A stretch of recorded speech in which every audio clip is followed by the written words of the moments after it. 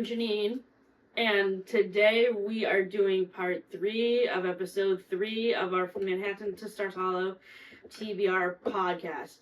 There is a slight production change. I ran into issues with printing something before I came over here, so I will be sharing my fanfiction chapter the next time we do an episode.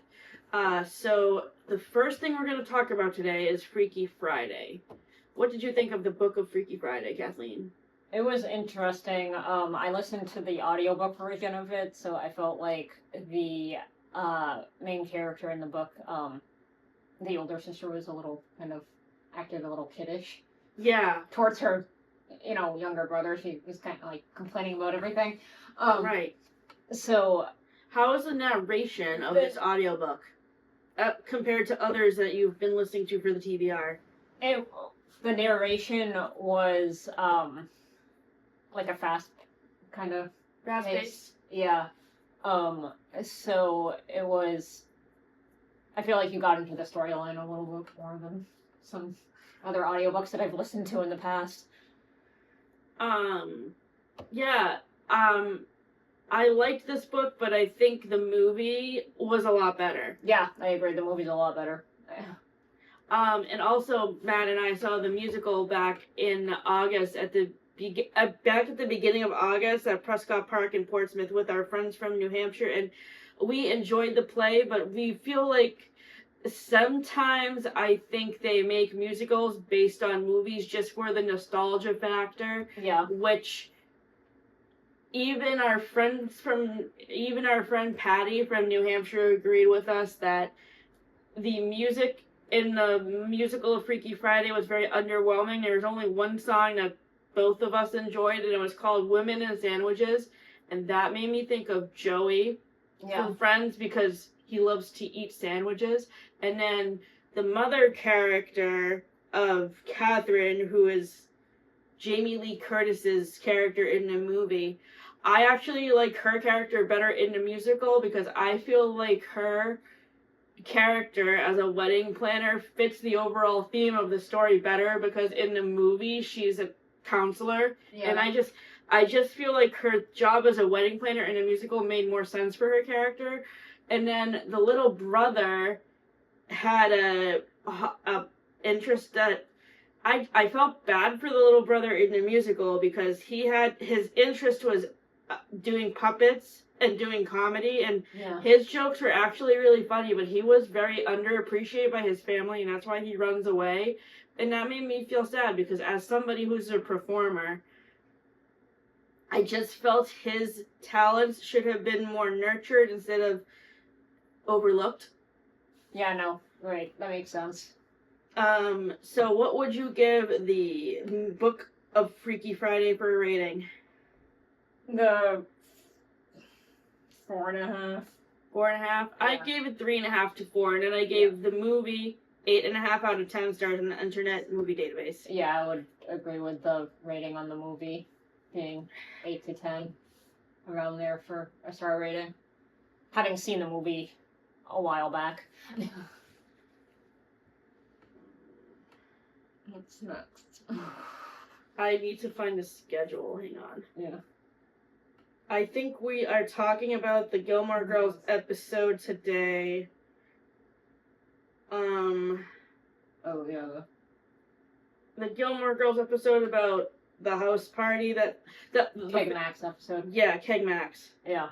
Okay, so yeah, today we're talking about the episode of Gilmore Girls where Lane's band has the house party.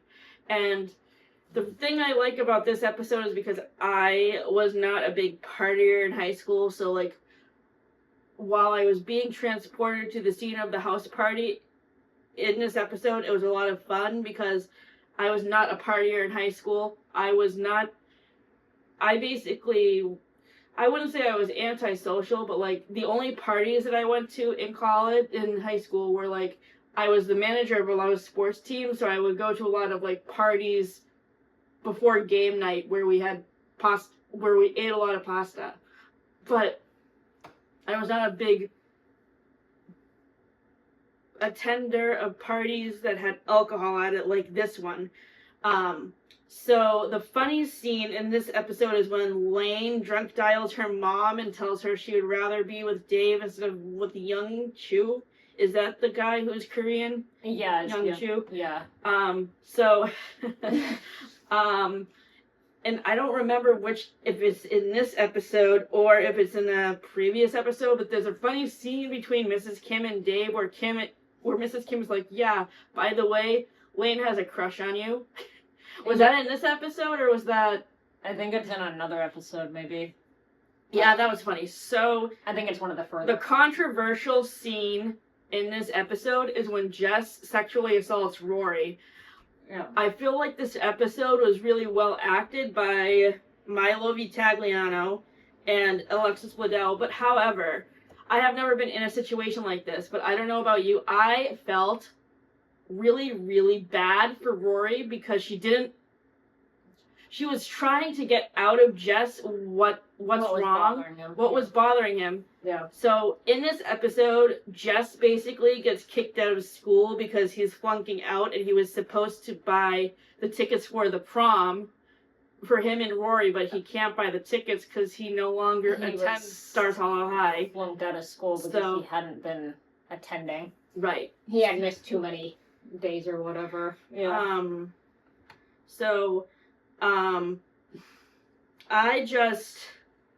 I've never been in a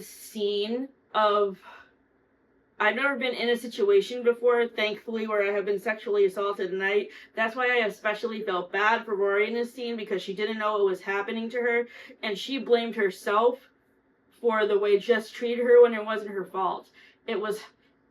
I hate to place the blame on Jess, but if Jess was a little bit more forthcoming with his emotions and his communication, I don't think this whole scene would have even happened. If Jess had been honest with Rory and said to her, hey, listen, I had a meeting with the principal today. I got kicked out of school. We can't go to the prom. You're going to have to go by yourself or ask Tristan or whatever. Or maybe go with Dean, because by this point,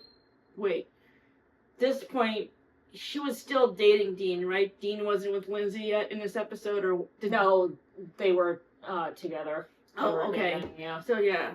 Because Lindsay and, yeah. They were dating. So what did you give that episode for a rating? That was, I have to agree with you that I feel like I was never...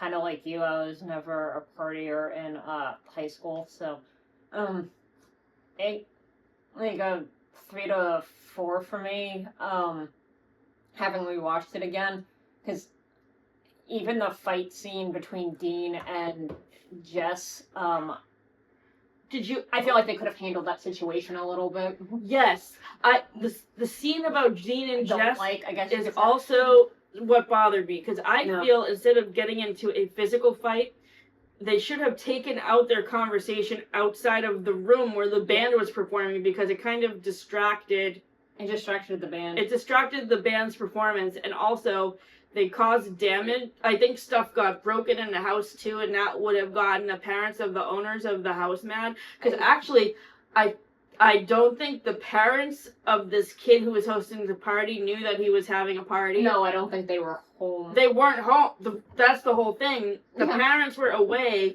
and they didn't know their son was having a party. So I would imagine... and they didn't know that they had... alcohol. He had his older cousin, who was of legal age, get the alcohol for the party. Right.